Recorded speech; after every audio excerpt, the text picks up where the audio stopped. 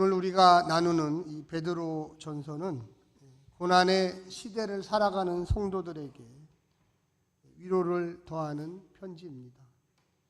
사도 베드로는 이 편지의 수신자들을 1장 1절에 보면 흩어진 나그네라고 부르고 있습니다. 당시 성도들은 예수님을 믿는다는 이유만으로 사회적 소외와 핍박, 경제적 궁핍과 생명의 위협 속에 노출되어 있었습니다. 그들은 세상의 눈으로 볼 때 뿔이 뽑힌 자들이었고 소망 없이 유랑하는 자들이었습니다. 그러나 이 베드로 전서를 보게 되면 이런 비참한 현실 한복판에서도 절망이 아닌 찬송으로 오늘 본문을 시작합니다. 우리 주 예수 그리스도의 아버지 하나님을 찬송하리로다라고 편지 서문에 시작하고 있습니다. 이 찬송은 환경이 좋아서 나오는 노래가 아닙니다. 죽음을 이기시고 부활하신 예수 그리스도로 말미암아 우리에게 주어진 산 소망 때문에 터져나오는 승리의 함성입니다. 할렐루야. 우리나라는 종교의 자유가 있는 나라입니다. 선교사님들의 보고를 좀씩 들어보면 아직도 전 세계의 약 70% 가까운 나라는 마음 놓고 찬양할 수가 없고요. 함께 모여 예배할 때 항상 누군가의 감시를 받고 있다라는 느낌을 받는다고 합니다. 우리 사랑하는 행복한 교회 성도님들, 아침에 교회 오실 때 누구의 감시를 받고 있다 그렇게 느끼고 오셨습니까? 최소한 이 한반도의 남쪽 부분에서는 나 오늘 교회 간다, 나 오늘 예배드리러 간다라는 그 한마디가 너무나 자연스럽게 나오고 그 누구도 가지 말라든지 그것은 잘못된 것이라든지 반사회적인 것이라든지 이런 얘기를 아마도 듣지 않으셨을 것이라고 저는 생각됩니다. 그만큼 우리는 좋은 환경에서 신앙생활을 하기 때문에 사실은 우리가 예수를 믿는다는 것 때문에 고통을 당한다 이런 것은 없어요. 의외로 우리의 욕심, 우리의 자아, 우리의 눈에 보이는 이 비교의식 이런 것 때문에 우리가 스스로가 함정에 빠지지 외부의 고난과 충격 이런 것 때문에는 그렇지 않습니다. 우리 옆에 분한테 한번 이야기하십시오. 부활의 산소망 대신 예수님이 당신을 행복하게 하실 것입니다. 네. 한마디 좀 더 하세요. 제발 졸지 마세요. 뭐 저희 성도들이 존다는 얘기가 아닙니다. 그런데 영적으로 졸아요. 눈은 번뜩번뜩 떠 있는데 세상에 대한 관심이 너무나 지나치. 우리는 오직 부활의 산소망 대신 예수님을 바라보면서 약간의 어려움과 고통이 있어도 뭐 이런 거 별거 아니야. 베드로 전서를 읽어보니, 베드로 전서 설교를 들어보니 우리가 뭐 너무나 좋은 상태에서 예수님을 믿고 있어. 이런 자신감과 희망찬 소식을 가져야 합니다. 오늘 본문에 보니까 첫 번째 3절에 보니까 산소망의 기원, 원인을 분명히 얘기하고 있습니다. 예수 그리스도를 죽은 자 가운데서 부활하게 하신 그분이 바로 부활의 산소망이시지요. J.N.D라는 켈리라는 분이 이런 말을 했습니다. 산소망이라는 단어가 뭐냐? 살아있는 상태를 이야기합니다. 영어로는 living이라고 하죠. 라이프 기빙.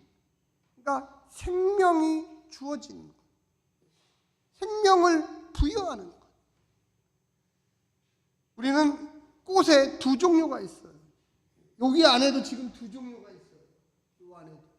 보기에는 아름답게 보이지만 시간이 지나면 지날수록 시들어가는 게 있고요. 그게 진짜예요. 다음 주에도 봤는데 지난주하고 똑같다. 이건 뭘까요? 좋아죠, 좋아. 어떤 분이 실험을 했답니다. 두 개의 화분을 놓고서 하나는 조화를 이렇게 끼워 놓고요, 하나는 씨앗을 거기다 심었대요. 조화는 한 달이 지나고 두 달이 지나도 늘 똑같아요. 근데 화려합니다. 그런데 코를 갖다 대면 냄새가 없어요. 처음에는 빈 화분처럼 보였던 그 화분에서 일주일이 지나고 2주일이 지나고 한 달이 지나니까 무언가 초록색 빛이 보이기 시작합니다. 그래서 열심히 또 물을 주고 또 물을 주니까 그곳에서 꽃이 피기 시작해요. 우리의 마음속에는 대부분 조화와 같은 것을 원해요. 한 달이 지나고 두 달이 지나고서. 그런데 거기에는 생명력이 없습니다. 우리의 신앙의 근본은 보이지 않지만 씨앗을 뿌렸기 때문에 예수 산소망 되신 그분이 무럭무럭 자라고 있고, 무언가 시간이 지나니까 작지만 초록빛을 보이는 그 신앙이 예수 산소망 되시는 거예요. 할렐루야. 10년을 다니고 20년을 다니고 그냥 조화처럼 늘 해맑게 웃고 있는데 아무런 향기가 없어요. 아무런 힘이 없어요. 살아있다라는 것, 내 안에 그리스도가 있어서 무언가 내 마음을 뛰게 한다는 것, 무언가 고통을 당하고 힘들어하는 가정에게 예수 믿으세요, 말씀대로 사셔야 합니다, 이 땅이 다가 아닙니다, 이것을 이야기할 수 있는 게 조화의 신앙이 아니고, 비록 작지만 언제 필지 모르지만 끊임없이 발버둥을 치면서 흙에서 영양분을 섭취하면서 일어나고 있는 그 믿음이 예수 부활의 산소망 되시는 것입니다. 할렐루야. 그래서 이 J.D. 켈리라는 분의 생명을 부여하는 그 과정, 그래서 이 세상의 소망은 시간이 지나면 시들고 죽어버려요. 근데 우리는 그 화려함에 취해 있어요. 부활의 근거 한 소망 대신 예수 그리스도를 그 만나야지만 변화가 돼요. 제가 사람들을 상담해보고요, 전도를 해보면 예수 그리스도를 만나면 처음에는 무언가를 몰라요. 그냥 교회 와서 앉아있고 그냥 그냥 사람들 모임이니까 재미있고, 근데 조금씩 1년이 가고 2년이 가고 말씀을 듣고 들으면서 무언가 보이지 않았던 생명력 있는 하나님의 나라가 보이게 돼요. 할렐루야. 사단은요, 계속 우리의 눈을 흐리게 해요. 물질적인 거, 명예적인 거, 소망적인 게 없는 자녀, 이런 것들을 계속 우리 눈앞에 왔다 갔다. 그래서 분명한 하나님에 대한 소망을 잃어버려요. 그래서 우리는 조화에게 너무나 취해 있어요.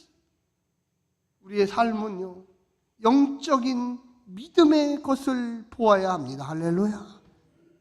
우리의 언어 속에, 우리의 행동 속에, 우리의 눈빛 속에 무엇을 추구하고 있는지가 다 보이게 돼 있어요. 어떤 사람을 만났을 때 그가 하는 이야기를 잘 들어보세요. 이분이 고난 중에 있지만, 고통 중에 있지만 그의 입속에서는 감사가 나오고 예수 그리스도의 은혜가 나오고 무언가 남을 섬기려는 열정이 숨어 있어요. 할렐루야. 이게 부활의 산소망이에요.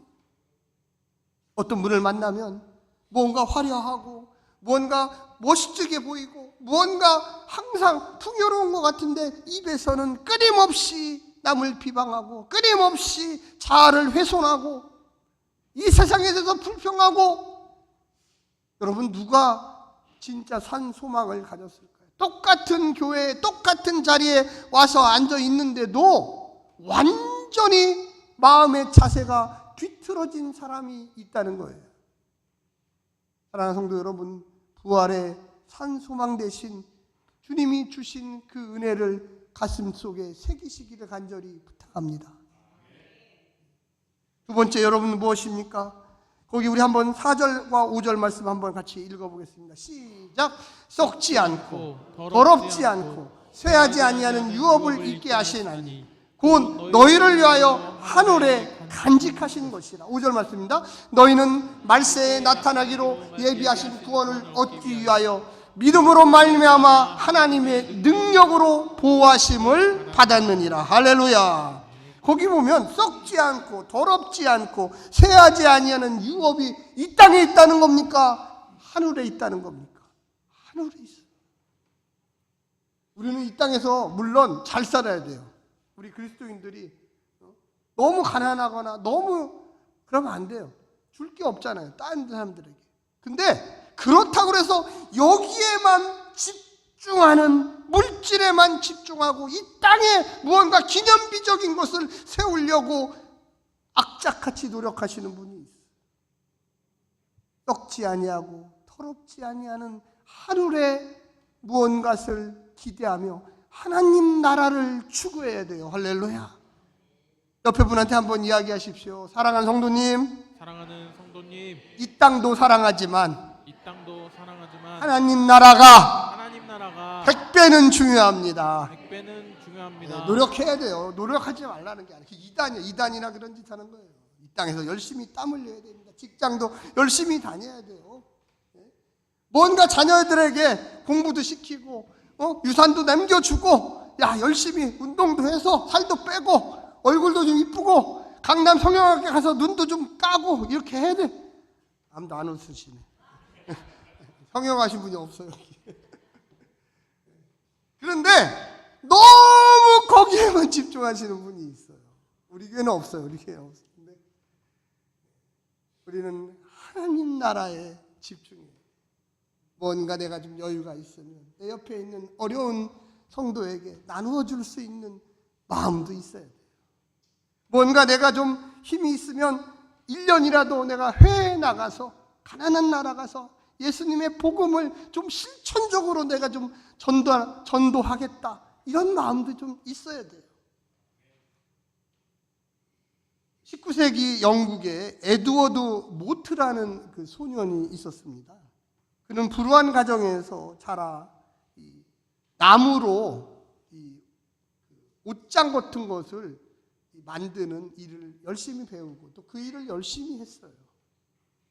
근데 그 청년이, 이 모트라는 청년이 교회를 열심히 다니면서 자꾸만 무언가를 듣다가 어느 날 갑자기 예수님이 누군지를 알게 된 거예요. 그래서 깜짝 놀랐어요. 가난했고 이 캐비넷을 만드는, 나무로 만드는 직업을 갖고 있었던 소년이었는데 그의 마음속에 정말로 예수님이 누구신지를 좀 알게 됐어요. 그래서 그가 작업장으로 가는 도중에 갑자기 마음에 막 뜨거운 열정이 불어오는 거예요.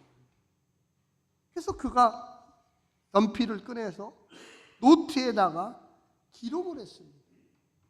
그게 바로 오늘날 우리 한국 찬송가의 488장입니다. 이 몸의 소망 무엔가 우리 주 예수뿐이세요. 할렐루야. 굳건한 반석이시니 그 위에 내게 서 있습니다. 이 찬송가가 거기서 나오고, 저도 참 은혜 받는 찬송이고 아마 우리 성도님들도 상당히 은혜가 될 거예요. 그는 가난했고 그는 캐비넷 만드는 목수였어요. 하지만 그 마음속에 뜨거운 열정이, 저는 작사 작곡을 좀 해보고 싶었어요. 하나님께 영광을 돌리는 찬송을 만들었어요. 근데 제가 뭐 능력이 안 되죠. 그런 능력이 있나요? 그런데 요즘에 컴퓨터가 찬송가를 만들어주더라고요. 할렐루야. 그래서 제가 제 꿈을 이뤘습니다. 그래서 제가 시를 쓰고, 제가 시는 조금 써요. 시를 써가지고 제가 AI 컴퓨터한테 돈을 조금 주고 이것 좀 멋진 찬송가를 좀 만들어줘라. 세 곡을 만들었어요. 원하시는 분은 예배 끝나고 저한테 얘기하시면 제가 좀 현대풍으로 젊은이들이 좋아하는 찬송으로 제가 음악 파일을 다 카톡으로 보내드리겠습니다. 우리가 이 땅에 있는 동안 내가 예수 믿었는데 내가 과연 무엇을 할까? 정말로 내가 예수님을 만나서 물론 전도도 할 수 있고 헌금도 할 수 있고 여러 가지 할 수 있고, 내가 사람이 바뀌었어. 내가 이제는 하나님 나라에 썩지 않고 더럽지 않고 영원한 그 소망을 위하여 살아가리라. 할렐루야. 여러분, 우리가 작은 거, 엄청난 거 아니에요. 작은 거. 나는 앞으로는 감사일기를 좀 써볼래. 하루에 한 가지씩이라도 내가 감사한 게 뭔가 좀 적어보겠다. 내가 작지만 교회 헌금도 하지만 유엔 난민기구에 요즘 전쟁이 많이 나잖아요. 내가 한 달에 10,000원씩이라도 좀 보내보겠다. 내가 좀 헌혈을 좀 한번 해보겠다. 예수님 나를 위하여 십자가에서 못 박혀 죽으셨는데 내가 피가 남는 것 같은데 좀 가난하고 어려운 수술에 처한 사람들에 대해서 헌혈증이라도 내가 좀 기증해보겠다. 할렐루야. 우리가 이 땅에 사는 동안 예수 산소망 되신 게 과연 뭘까요? 입으로만 난 예수 산소망 되신 주님을 믿어. 물론 그것도 좋은 일이에요. 그러나 구체적으로 이 모트라는 사람처럼 우리의 땅에 살면서 산소망 되신 예수님을 따라가야만 되겠습니다.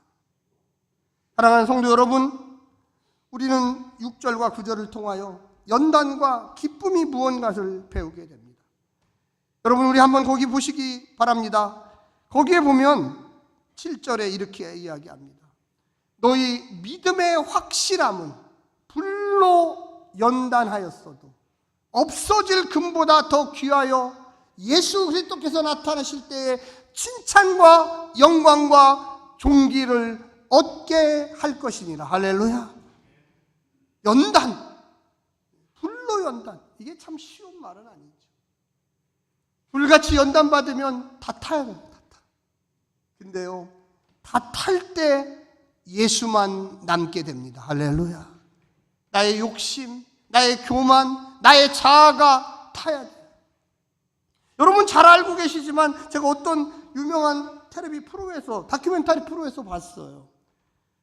도예가 하시는 분, 이 도자기를 만드시는 분들이 보통 이 고려청자나 조선의 백자 같은 걸 만들 때 900도에서 1200도까지 장작을 떼서 온도를 올려야 돼요. 만약에 그 도자기가 입이 있다면 뭐라고 하겠습니까? 뜨거워, 뜨거워, 뜨거워. 우리 30도만 돼도, 35도만 돼도 엄청나잖아요. 근데 1000도, 흙이 변해서 유리가 돼야 돼요. 그냥 유리도 아닙니다. 정말로 영롱한 빛을 내는 유리가 돼야 됩니다. 사랑하는 성도 여러분, 금방 읽었던 7절에 너희의 믿음의 확실함은 불로 연단하여도 없어질 금보다 더 귀하여. 할렐루야.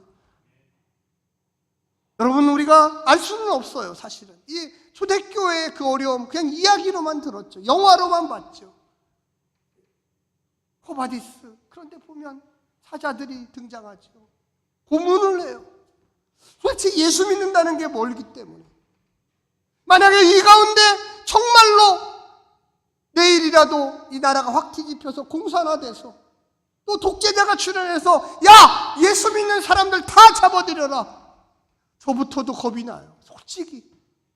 내가 이렇게 편안한 데서 예수 믿으니까 이런 말 하지. 만약에 야! 이 사람 목사래. 조목사 끌어다가 좀 두들겨 패고 고문을 하고, 그럼 내가 과연 정말로 여기 나오는 확실함, 불로 연단, 이 베드로전서를 기록했던 그 저자는 아마 눈물을 흘리면서 피를 토하면서 이 글자를 썼을 거예요. 할렐루야. 흙이 변해서 유리가 되고 영롱한 빛을 내는 청자와 백자가 되려면 1000도의 그 열을 견뎌야 돼. 금보다 더 귀한 것 너희의 믿음이라.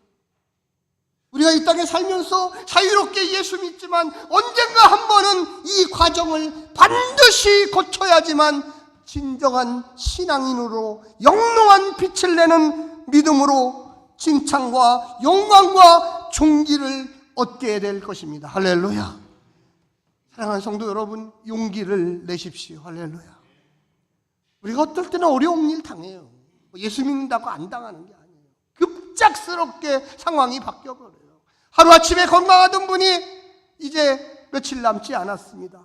의사가 얘기할 때 완전히 주저앉아요. 하나님, 내가 어떻게 예수 믿었는데, 어떻게 교회를 섬겼는데 이렇게 내 몸에 이런 악한 것들이 생깁니까? 어떤 가정들은요, 갑자기 부부가 불화에 빠지게 돼요. 정말로 이루 말할 수 없는 그런 비참한 상황이 생겨요. 도저히 이해할 수 없어요. 저는 많이 보았습니다. 그런 가정들을 여러 번 만나봤어요. 이해를 못해요. 저도 이해를 못해요. 아니, 저 집이 어떤 집안인데, 저 집에 어떻게 살아왔는데 왜 저런 문제들이 저 집에서 생길까? 그때 목사는 해줄 수 있는 말이, 알 수는 없지만 이 믿음의 불의 연단을 겪어야 합니다. 할렐루야. 겪어야 합니다. 참아야 합니다. 인내해야 합니다. 할렐루야. 여러분의 자녀들 가운데도 혹시라도 그런 가정이 있을 수 있어요. 가까운 친척 가운데도 그런 가능성이 있는 가정이 있어요. 근데 그 집이 또한 예수 그리스도를 믿는 가정이에요. 정말로 예수님을 모르는 가정이 그런다면 사단이, 그런데 예수님을 잘 믿는 가정이에요. 여러분 상상을 해보십시오. 이 베드로전서의 교회가 그렇게 부족한 교회였나요? 아니에요. 우리보다도 월등하게 견고하고 믿음 있는 교회였을 거예요. 그럼에도 불구하고 로마 시대라고 하는 그 특별한 상황, 그럼에도 불구하고 계속적으로 압박을 당하는 그런 상황, 금방 읽었던 너희의 믿음의 확실함은 불로 연단하여도 없어질 금보다 더 귀하여 칭찬과 영광과 존귀를 얻게 할 것이라. 할렐루야. 여러분, 마지막으로 옆에 분한테 한번 얘기해서 불로 연단 받아야 합니다. 무서워하지 마세요. 예수님이 우리와 함께 가십니다.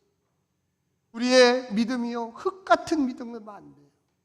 흙이 변해서 물론 유리로 됐기 때문에 멋지지요. 근데 거기서 끝나도 안 돼요. 정말로 천도에 넘는 불이 영롱한 빛을 내면서 여기 나오는 칭찬과 영광과 존귀를 가져가야 됩니다. 그래서 9절에 보면 결론적으로 이렇게 이야기합니다. 믿음의 끝이 뭐냐?